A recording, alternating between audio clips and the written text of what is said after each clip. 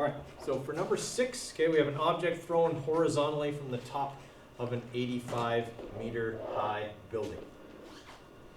Okay, the object hits the ground 67.8 meters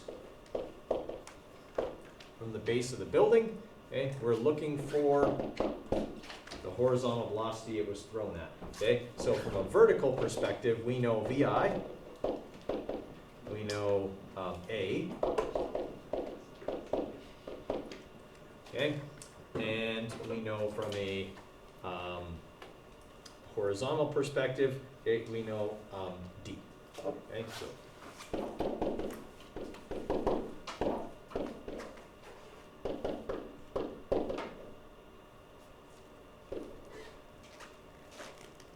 Oh, sorry, we also know D here. This is 85.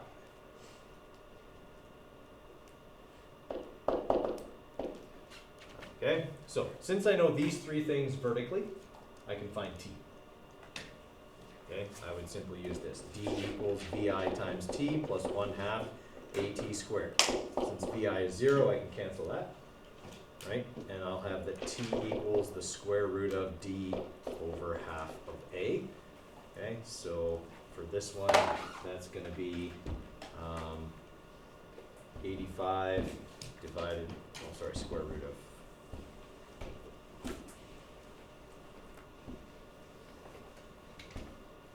Square root of 80, forget it. Square root of 85 divided by 4.905. All right, so it's falling for 4.16 seconds, so now I can put that over here. Okay, and then I can calculate V equals D over T, or 67.8 divided by our time, 16.3 meters per second. Should be meters per second. That unit is wrong because that's a velocity, not displacement. Yeah? Okay, any others giving us trouble? 12. 12? Yeah.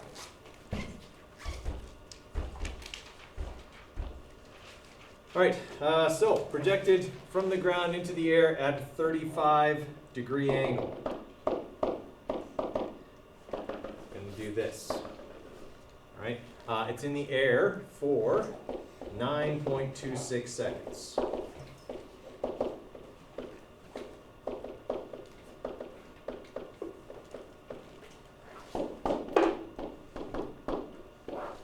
Okay, so we are looking for the velocity it was thrown at. So I'm looking for this, okay, the hypotenuse of this triangle. All right, so if I'm going to get that, I need one other side. I either need V horizontal or VI. I don't have any horizontal information, so I'm not getting V horizontal at this point. Okay, but since it doesn't tell me otherwise, I can assume that the impact and launch points are level. Okay? If that's the case, then VF and VI they're the same number, exactly. One is negative and one is positive, but they're the same number. Since they're the same number, I can rewrite this as A equals negative 2V over T, because VF is negative V, and this is V. Negative V minus V is negative 2V, right? So once I know that, okay, then I can manipulate. So I multiply both sides by time, divide both sides by negative 2, and I'll have V. So I've got the 9.26 seconds times negative 9.81 divided by negative 2. All right, gives me 45.42. That's VI. That's not the velocity it's thrown at. Okay, so that's, sorry, 45.42 meters per second, and that's up. So now that I have that, now I can use trigonometry to get this. I have the opposite side and the angle, okay? So the hypotenuse will be the opposite side, 45.42, divided by the sine of 35 degrees. Okay, so this number here divided by the sine of 35 should give me 79 meters per second. Yeah. Lots of people forget that last step where it's like, oh right, that's straight up, I need the angled one, and they forget Okay, any other ones?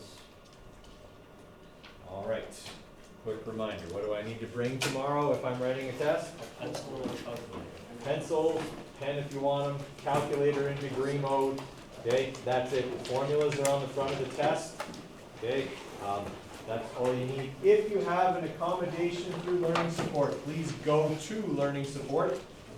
Your test will be there waiting for you. Okay? All right. So for the first one here, has anyone been to Head Smash in Buffalo Jump? Yes.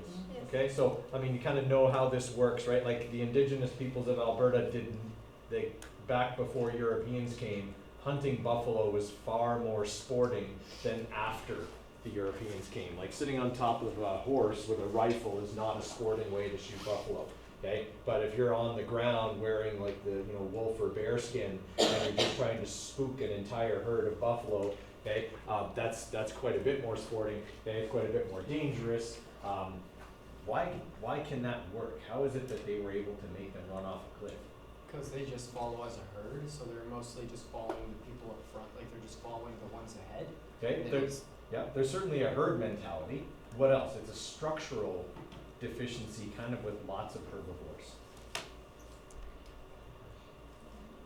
Can't see like very well in front of them. Yeah, they don't see well in front of them. Okay, all predaceous animals, their eyes face forward. Their eyes are in the front of their head, like ours are.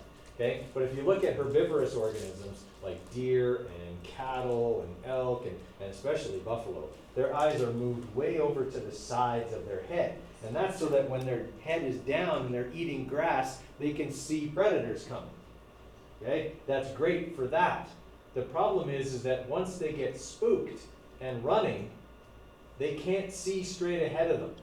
So as long as you've got a whole bunch of people keeping the heads of the buffalo looking this way, but actually like seeing to the sides, you can run them right off a cliff because they won't see it coming. Okay? Their eyes are on the sides of their head, and they're looking at the thing they think is a predator that's off to the side, and they run away from it, forward off a cliff. Okay? So it's kind of it's an evolved thing to keep them safe, but we're as humans smarter than that, and so we can take advantage of something like that. All right, so that's how that works. So this buffalo is running horizontally off the cliff at 16 meters per second. Okay, we are looking for how far from the base of the cliff, which is also a horizontal value, okay, they are going to land. Their final vertical velocity, we are told, is 36 meters per second. What's their initial vertical velocity?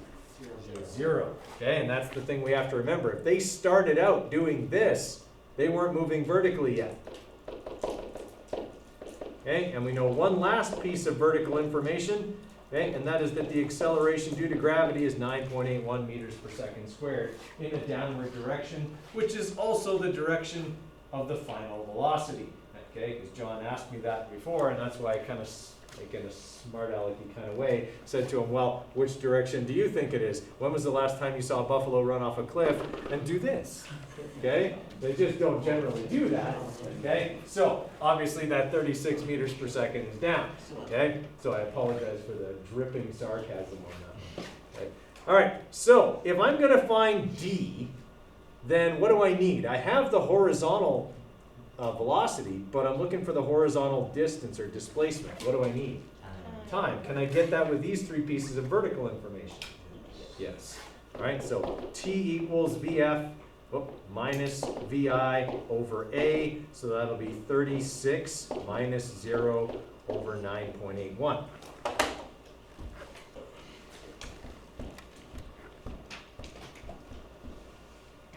Oops. No, it's not in brackets. It won't do it right. 36 divided by 9.81. Just do it that way because it's the same thing. All right, 3.67 seconds will be our time. Okay, that number can come over here with the horizontal information. Okay, D equals V times T, 16 meters per second times 3.67 seconds.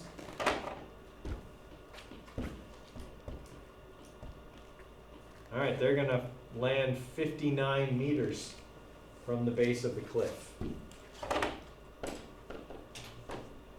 All right, the two significant digits. All right, so if you were doing this question for real, you'd get a mark for your givens, you'd get a mark for this calculation, a mark for getting the right time, a mark for that calculation, and a mark for the correct answer. That's 5. Okay. Questions there? That's a pretty typical exam level hint, horizontally projected projectile kind of question. I think he's trying to clue us in on something. Possibly. Okay. For number 2, this one would not necessarily be like an exam question because this would only be one part of an exam question where I'd ask you for the maximum height. And on an exam, I'd ask you for the maximum height, but I'd also ask you for the horizontal distance traveled, which this one doesn't ask for. All right, so in this question, we have a cannonball fired at a 60-degree angle at 41 meters per second. All right, so it's going to do this. Okay, and all they want us to find is its maximum height or vertical displacement. What do I need to remember is true vertically at that point? Speed is equal to 0. Right. The vertical velocity at that point is 0 meters per second. Okay? I don't need to do anything horizontally for this question the way it's written. Okay? I do need to calculate this side of the triangle because I need VI. Okay? What I have is VF. I'm looking for D. I have A. Okay, and I'm going to have VI here in just a second. So VI will be the sine of 60 degrees, because I'm looking for the opposite side, times the hypotenuse, 41.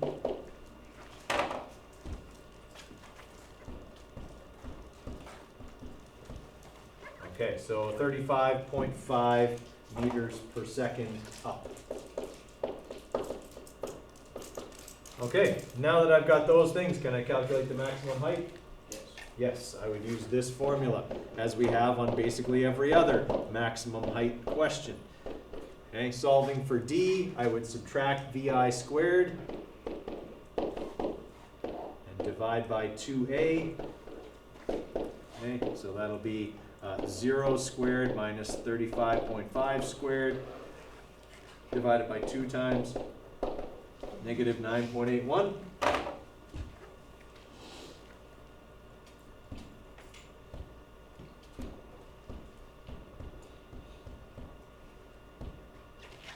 All right, so it's going to reach a maximum height of 64 meters because we only have 2 significant digits.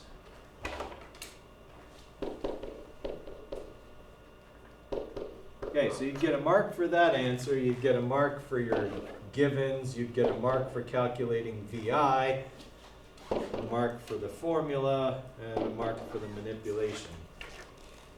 Like that. Okay, questions on those? Okay. So, plan for today, guys, is that I want you to just practice doing some different kind of worded and different types of projectile motion questions that maybe ask you to calculate something different or give you a little bit of different information. Okay, so that's these ones here, 3, 6, 7, 10, 12, 15, and 16, and those are on page 9 and 10 on in your digital workbook. Okay, so question number 3, okay, that's a horizontal one. Question number 6 is a horizontal one.